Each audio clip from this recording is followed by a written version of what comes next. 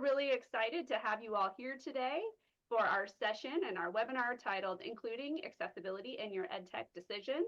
I'm Jenna Falbush, a Technical Assistant Specialist with NCADEMI, and I will be your moderator for this session. I know I'm really excited for this topic. We tend to get a lot of questions about procurement and accessibility. So I'm going to work through a few housekeeping items and get things passed over to our presenters as quickly as I can. For this webinar, we ask you to use the Zoom chat.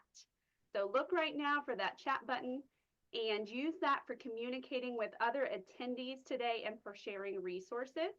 We will also be sharing some resources in the chat with you so that you can click directly on the links. We have reserved time at the end of our webinar today for live questions and answers. So please make sure to put those questions that you have for our panelists or our presenters into the Q&A feature. So if you would take a look for that Q&A button and make sure to use that specifically for your questions for our presenters. That will ensure we don't miss an important question that got posted in the chat. Regarding webinar accessibility and resources, please know that you can turn on the captions using the CC button in the Zoom toolbar. You can also find our presentation slides today and some additional resources on our webinar resources page at tinyurl.com/edtech-procurement. And I will put that link in the chat for you so that you can access it there.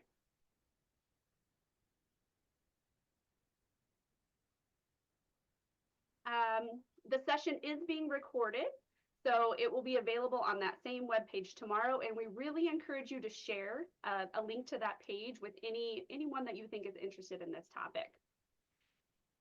And now I have the pleasure of introducing our presenters today.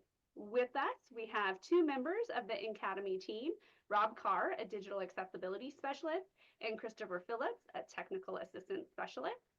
Also joining us is Ajali Moore, whose title is Standards Guidance Program Analyst at the Oregon Department of Education. Thanks for joining us, Ajali. We're really excited to have you with us.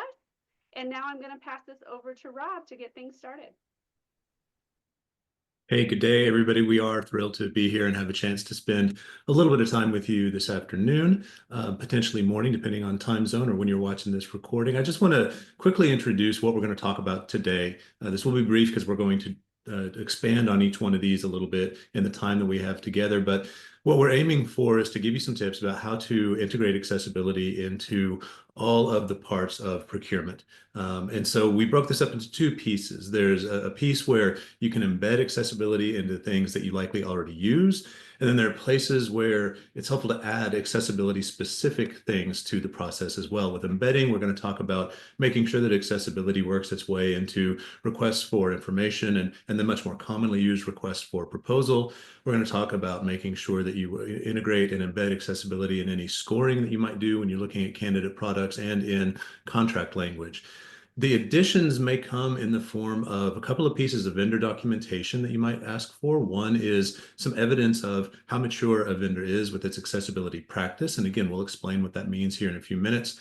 And also pulling information out in accessibility conformance reports. And finally, maybe folding into your process, having accessibility focused to demonstrations as well, in addition to maybe just general functional demonstrations. Thanks, Rob. So the first area we'll talk about is requests for information and requests for proposals. Now, some of you may be new to the kind of purchasing or procurement world, and so just as a quick recap, these are the documents or the process that we go through before purchasing, a large software purchase. A request for information, just to sort of gather information from different vendors. Then a request for proposals, which is more common. Request for proposal, or RFP, we'll focus on a little bit more, is that tool that you use to say, we're interested in purchasing this type of software product. We're putting this out to the world for vendors who may be interested to let us know about this. And this is really the first area where it's super important to make sure accessibility is embedded into the process so it can be considered right from the very beginning. Again, if this is built into that process, then you don't have to think about it. We don't have to work with or remind our purchasing offices every time we're sending out an RFP. It's just part of the process. And a really big deal with this is just kind of sending that strong message right from the get-go that we care about accessibility. That if you want us to purchase your product, you need to care about accessibility as well. And so, whatever that language is that you include in that request for proposal, make sure you're setting clear expectations. It may be asking about, for example, we need you to tell us how accessible your product is according to the, web content accessibility guidelines. Maybe even there's a specific version of that you're looking at. Or we want to understand how do you deal with accessibility bugs in your software cycle, or who is our best contact for that. But working with your purchasing offices to kind of figure out and understand and put the vendor on notice, really, that this is going to be a part of this conversation all along the way. And here are the specific things that we are going to be asking you for and that we need to get back from you to help us make a decision and understand how accessible your product is. So another piece that many times you have, and sometimes this is less formal, sometimes it's a very formal process, is creating a scoring matrix. And commonly these will include scoring different vendor products for the functionality, for ease of use, for vendor communication. And this is another place where if you have some kind of scoring system to score candidate products against one another, it's really important to integrate accessibility into that. And so this can look a lot of different ways. It depends on how, again, formal or informal your process is.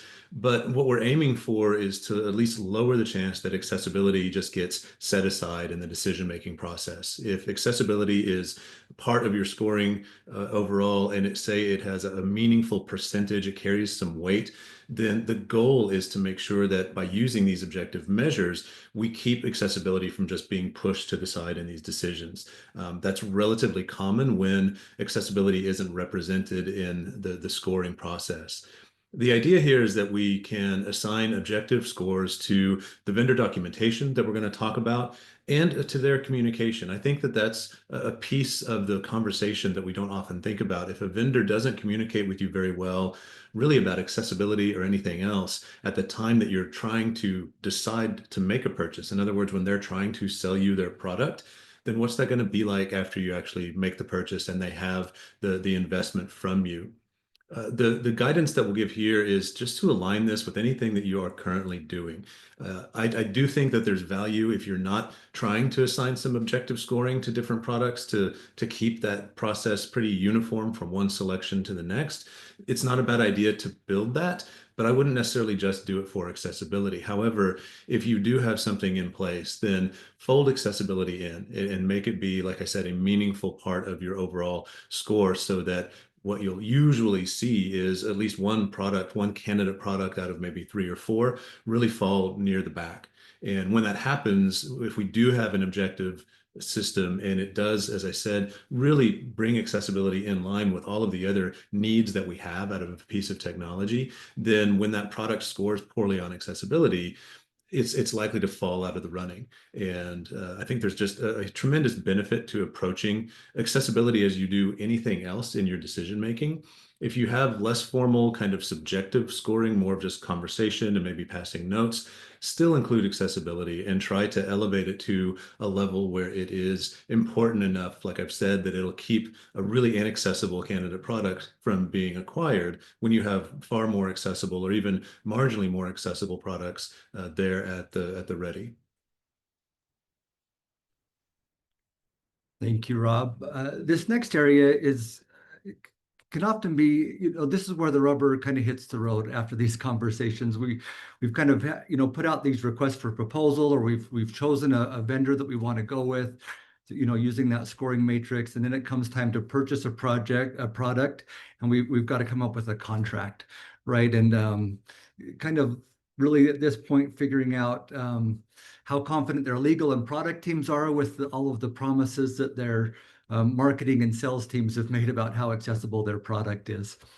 And so as we think about the contract process, and here on this slide we have an image of a person holding a large pen with a big contract.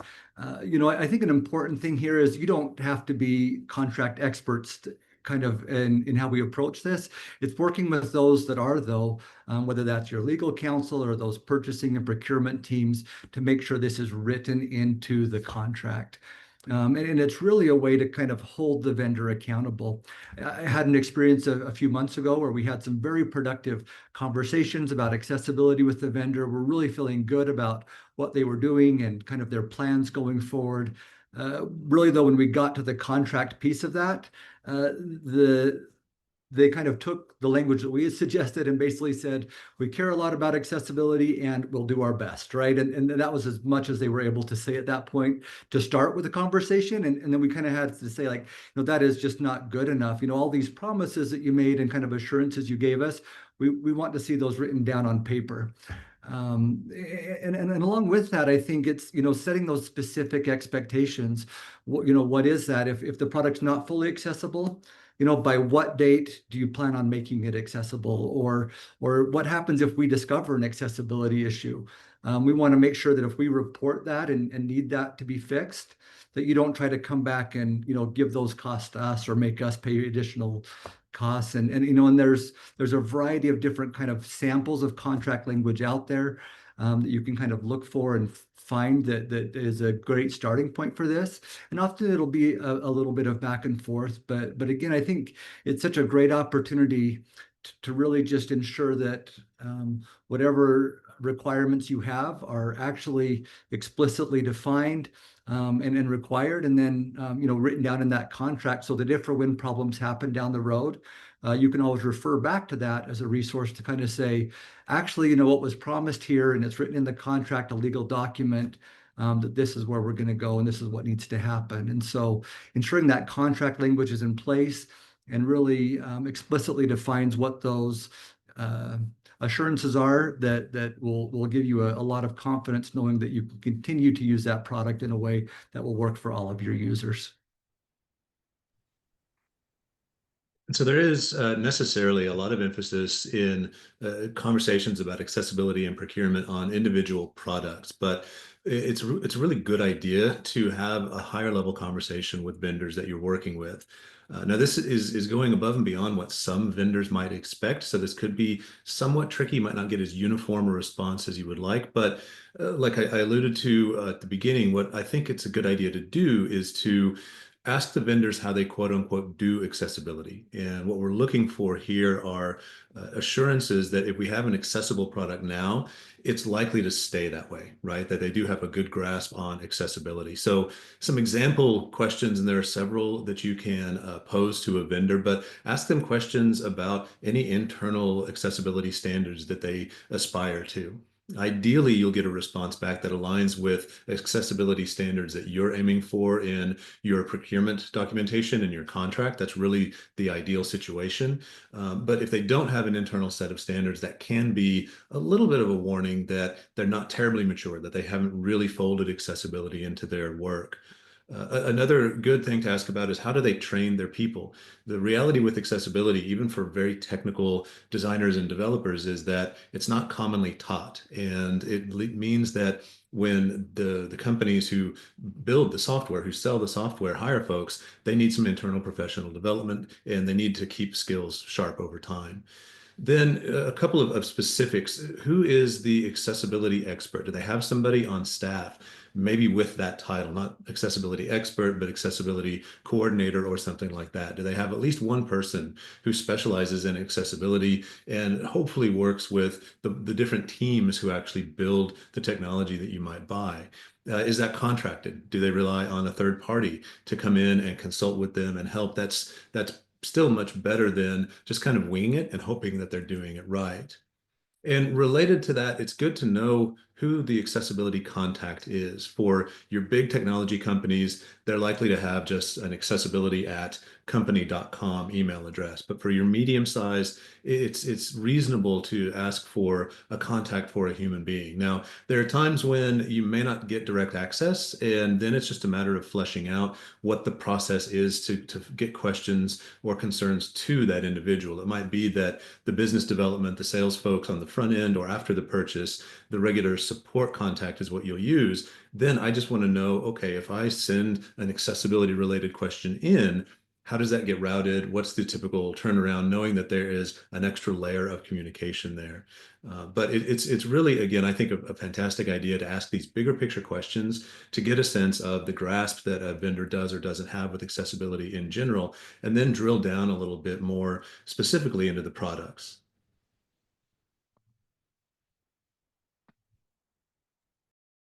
Hey everyone, my name is Ajali Moore. I'm from Oregon Department of Education, and I'm excited to share more about accessibility conformance reports with you all from the perspective of Oregon.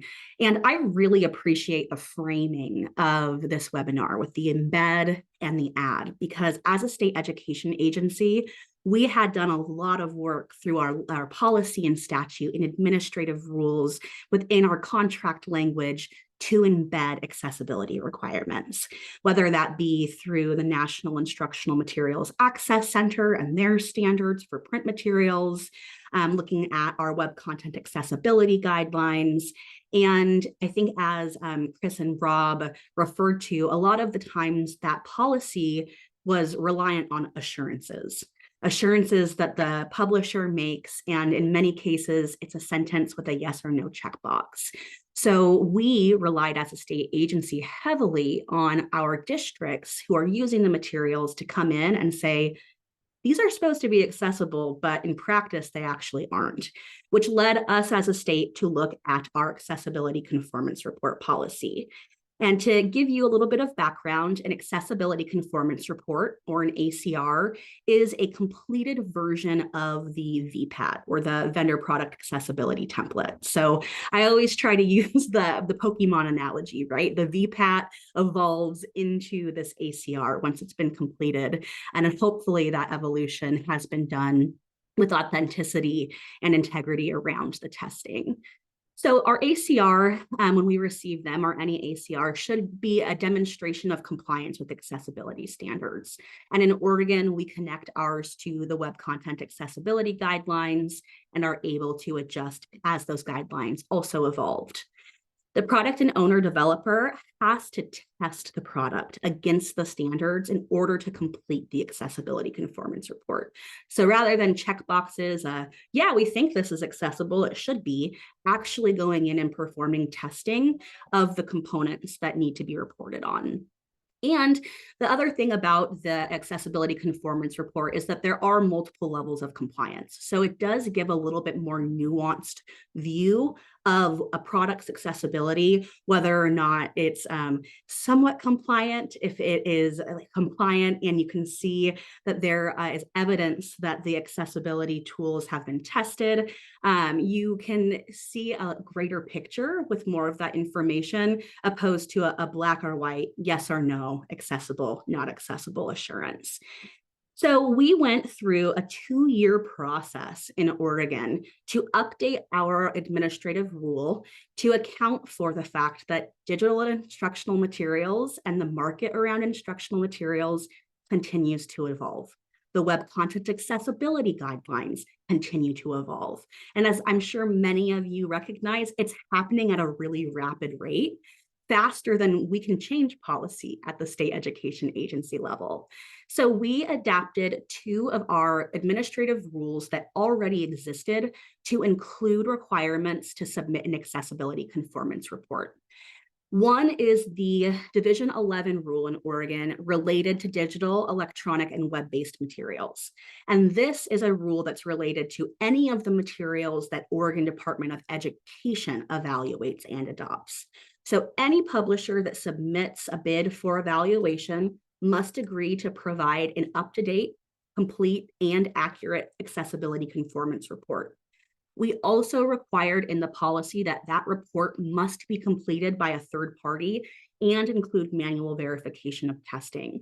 And this was really important to us because we have seen some self-produced accessibility conformance reports that might not be accurate or might indicate that manual testing has occurred, but that manual testing might have been at the conception of the product being launched, opposed to as it has evolved with updates and so forth.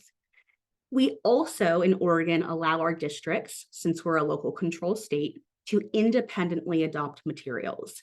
But they do have to still assure that they are accessible, that they meet our criteria in Oregon, and that vendors are providing the same legal requirement assurances that they would be if they were going through our state process. So all of our independently adopted materials in Oregon also need to have an accessibility conformance report. We did provide a little bit more flexibility here because third-party verification, that manual testing, it does come with a cost. And in Oregon, it's a cost that we felt confident saying, publishers, if you want to be on the state list, this is something that you need to invest in. We can't expect every single one of our districts to do that because many publishers were telling them that they needed to take the cost on as a district, opposed to the vendor paying for that accessibility conformance report. So we have allowed them to have more flexibility around the third party component.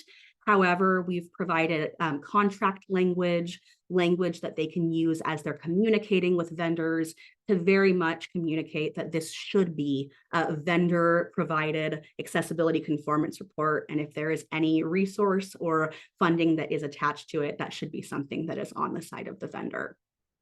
I did want to provide the accessibility conformance report that we received during our health adoption. So 2024 was the first year that this policy took place.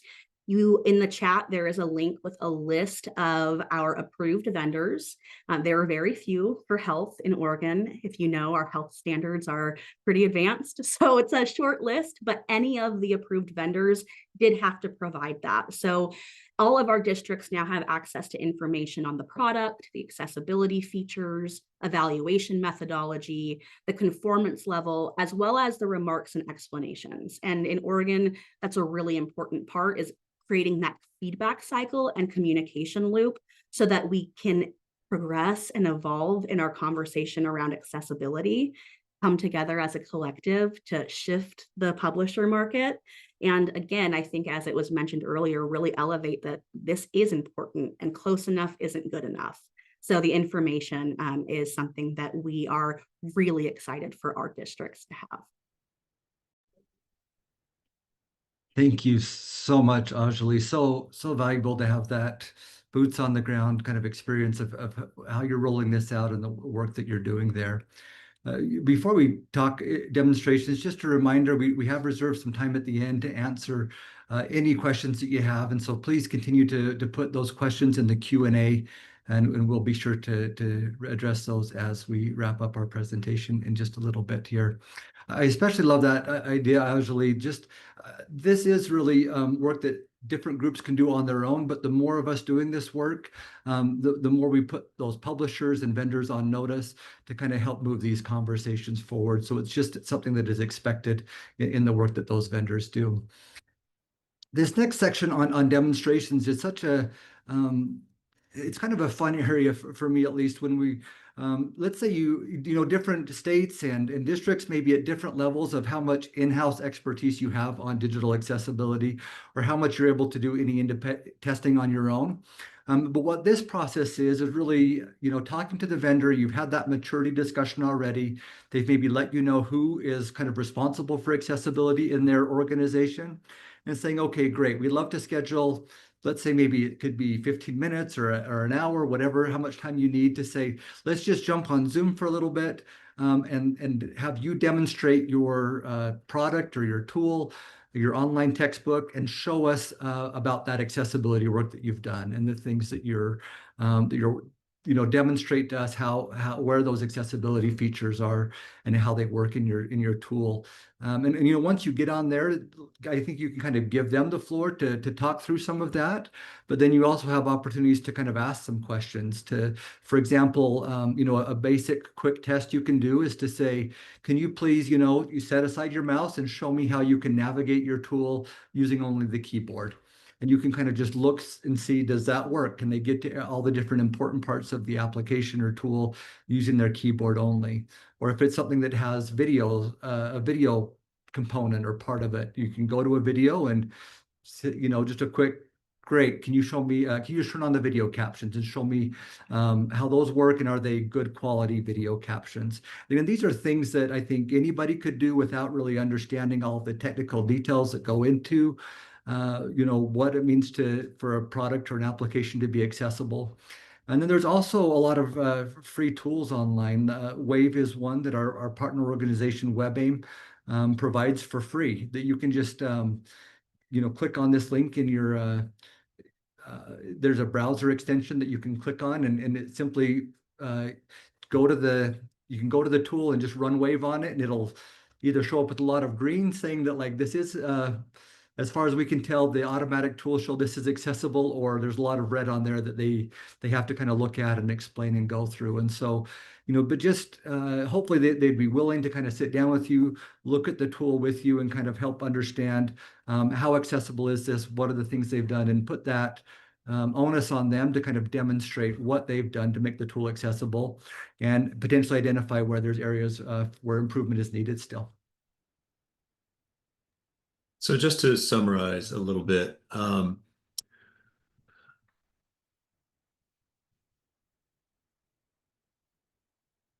when it comes to just kind of getting ready to wrap up a little bit, we'll talk a little bit again, just a reminder about the embed and the add piece, and integrating accessibility into your procurement process by making sure that accessibility is first and foremost in those RFIs or RFPs, which, like we've talked about, are much more commonly used, that you're accounting for accessibility as you score candidate products against one another, and that you're protecting yourself with strong contract language. That's really the only way that we as purchasing entities can indeed protect ourselves. Then adding some accessibility specific stuff. So asking accessibility questions at a high level with the vendor's accessibility practice and how they integrate accessibility themselves into the work that they do. Vetting and getting those accessibility conformance reports, and like Christopher just talked about, the value of having an accessibility focused demonstration. And like he said, you don't have to know everything about the web to be able to get some really good information about the way the thing either does or doesn't work when it comes to accessibility. And I think, well, I'll turn it over to Jenna now, and we'll start fielding some questions.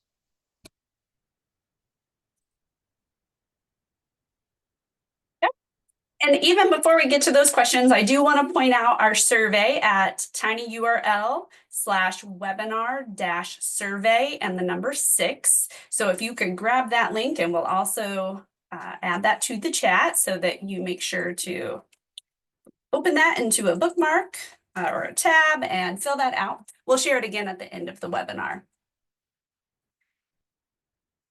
And now we will get into the questions that we have, and we do have a few questions so far in our Q&A, and if anything is coming to mind, please make sure to ask those questions, because we definitely want to get those answered. And I'm just looking for the chat real quick so I can get that link posted. So there is a question from Deb. Do you know of any examples or samples of accessibility scoring matrices?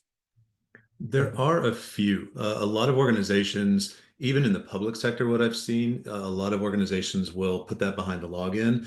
There are a couple that have general guidance. There's one that I have referred folks to before from the University of Michigan.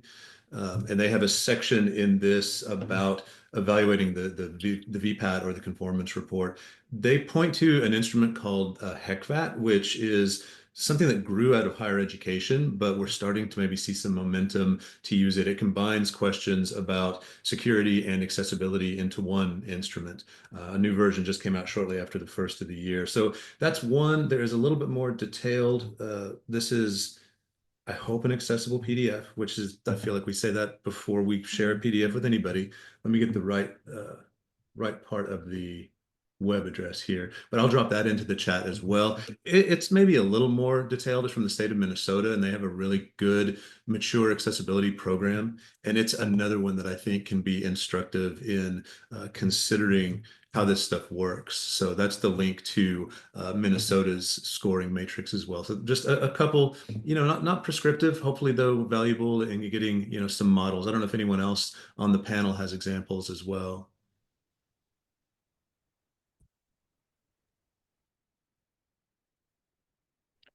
Yeah, not right off the bat. I think, as we consider some of the questions that come up, I think some of these will help guide our future development and resources we provide as well. And so we'll look at ways we can share some of this on that webinar page.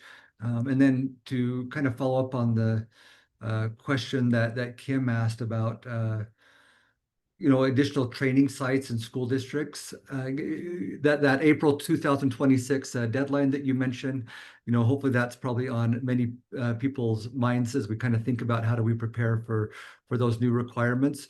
NCADEMI is preparing a number of training resources and things like that. There are also a number of existing training resources out there, though. I think the best way might be, we would love if you reach out to us just at that email on the screen right now, NCADEMI@usu.edu, especially if there's a specific training that you're interested in. We'd be happy to share. But also just to go to Google, and there are so many wonderful free training resources that are out there and available that anyone can use. And then to the first part of your question about a WAVE, Kim, it is a free tool that anyone can use. You just go to wave.webaim.org. I think Rob put that URL in the chat just a minute ago. If you need to use WAVE across hundreds of pages or whatever, there are some paid options that you can look at that allow you to do that. But anyone can go and review a page on WAVE on using the WAVE tool at no cost at all. And if I could hop in really quick as well, I put a link in the chat to our digital instructional materials toolkit. And this toolkit is meant to be comprehensive. It includes more than accessibility. However, accessibility was one of our main priorities as we developed this document. And it was intentional outside of it being in alphabetical order for accessibility to be the first section, because we felt like it needed to be the foundation of any evaluation or adoption of digital materials. So page 9 does begin that section, and we went through and tried to create an entry point for individuals who might not have technical experience with accessibility, but are at potentially a district level, and they're being asked to be on an adoption team and to have accessibility as a main consideration while they're doing their evaluations locally. So this tool does provide some language. It helps to summarize the policies around it. But if you get further into this section, there are also some instructions around evaluation and accessibility during the evaluation process, including some quick look-fors as evaluation team members might be looking at an accessibility conformance report for the first time ever. Like, they might not be familiar with WCAG or with the accessibility guidelines. So this is meant to give them, again, that high level view before somebody who does have that deep expertise is able to come in and to do that work. We also provided some frequently asked questions, and getting to Deb's question, an accessibility rubric that is meant to supplement the criteria for instructional materials in any given content area. So we create our own criteria in Oregon: universal design for learning, equitable student engagement. Those things are already embedded in that criteria. But this is meant to be supplemental for districts and educators who, again, might not have the deep expertise in technical accessibility, but are still tasked with making sure that the materials are accessible. So please feel free to use, to adapt, to share. It's openly licensed. So if you are a state agency and want to borrow, you are more than welcome to do so. Ajali, I was curious if you would share from your experience, have you had an instance where a vendor didn't, maybe said that they met the accessibility conformance report, they have all their documentation, but that a material was inaccessible, and how did you handle that? Yeah, thanks, Jenna. So it's really an awesome story, I think, because the conception of our policy change came from the work of the Oregon Accessible Educational Materials cohort. And we worked through the AIMS Center and CAST to come up with a strategy for statewide accessibility, procurement of materials that were accessible, implementation, et cetera. And I had very little expertise or experience with accessibility prior to being in that space. And I see some familiar names from that cohort on the webinar. So a lot of appreciation for those individuals as well. But coming in, I had no idea that accessibility was an issue in the field. I was like, yeah, they're accessible. All of the assurances are signed. They're adopted. They have a contract saying they're accessible. Like, wipe my hands clean, move on to the next one. And as we know, that's not always the case in practice. So that cohort allowed us as an agency to hear from special education coordinators, IT individuals, educators who were working with students in the classroom and letting us know, like, hey, we did adopt materials from ODE's list. And then we put them in front of students and they weren't accessible. They weren't available in alternate formats. The files needed weren't actually on file with NIMAC. And that was like a huge moment for me where I was like, okay, we have to do something about this. So the 2-year arc to change that policy really came from working with our districts and them letting us know the problems of practice in the materials that they were seeing. And a big, I think, component was that we as an agency had not gotten our administrative rules up into the 21st century. So it was our policy was very much grounded in print materials, print accessibility. And we realized the assurance language that we had connected only to NIMAS, or the National Instructional Materials Accessibility Standards, weren't sufficient for digital materials, especially as they were adaptive. So as we went through the process of going through policy change engagement, had the opportunity to meet with a lot of districts. And in the meantime, get some information about materials that we had adopted that weren't accessible. That allowed our agency to actually reach out to those vendors and say, hey, this is a potential breach of contract. You have a very small amount of time to get this fixed and to do that work as an agency. But I think the other piece too is that we worked with that cohort to create resources for districts to have some of those conversations on their own, especially knowing that independent adoption does exist. We hear a lot about math materials and science materials having a really difficult time being accessible and flexible in a lot of different alternate formats in the classroom. So we were very, very lucky to work with our districts across Oregon to help remediate some of those issues and also to problem solve with the policy levers as well. Thank you, for sharing. Ajal. Yeah, thank you so much.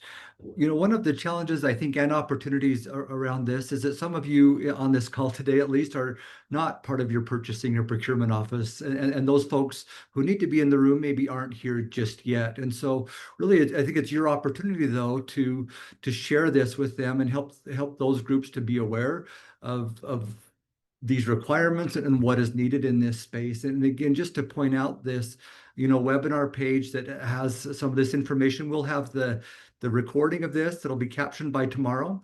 That'll be up and available to share, as well as some of these other resources that are here. This new publication on our website that is linked there has all the information that we shared today, plus some additional help that could be a tremendous reference, hopefully, as you continue to do this work. And to know that we are available to reach out and help you with this journey, whatever that is, to help us understand what is needed from you and how we can help you as you work to make your procurement processes, to improve them, to make sure all of your content is accessible. And I just put a link to that resource in the chat. You all are kind of getting the first look at that, even though it's on our website. We haven't advertised it yet because we wanted to save it for you all. So please spread that out widely amongst your colleagues and let people know that we are here to support your needs when it comes to procurement. And we do have some exciting works in the pipeline that will be coming out to help collect some more information about vendor accessibility and provide that to you all as our audience. Thank you so much for being here. We do still have a few minutes, so if anybody would still like to ask a question, feel free to do that. Otherwise, please make sure to complete the survey and let us know what you think about this webinar and our content, and again, how we can continue to build our services and supports to make sure that we're meeting your needs. And with that said, we'll just kind of hang out in case there's another question. But we appreciate your time and thanks for joining us today.